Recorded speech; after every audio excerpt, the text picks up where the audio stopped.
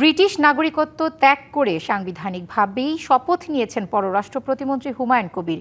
এখানে আইনের কোনো ব্যত্যয় ঘটেনি, একথা জানিয়েছেন আইনমন্ত্রী মোহাম্মদ আসাদুজ্জামান। সচিবালয়ে এক অনুষ্ঠানে পররাষ্ট্র প্রতিমন্ত্রীর দ্বৈত নাগরিকত্ব নিয়ে সাংবাদিকদের প্রশ্নে কথা বলেন তিনি। অন্য এক প্রশ্নের জবাবে আইনমন্ত্রী জানান, বাগেরহাটে গুমের ঘটনার তদন্ত স্বাধীনভাবে আইন অনুযায়ী চলবে।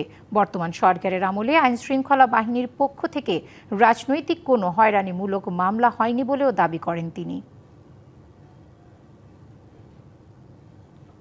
এই সরকার যেটা করেছেন সংবিধান মেনেই করেছেন, এখানে কোনো ব্যত্যয়ের কোনো কিছু ঘটেনি। সুতরাং আমরা যা করেছি সাংবিধানিকভাবে করে।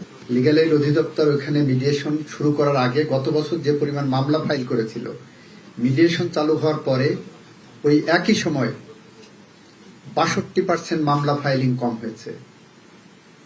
আমরা মনে করছি এটা আমাদের বাংলাদেশের লিগ্যাল রিফর্মের অন্যতম একটি পদক্ষেপ।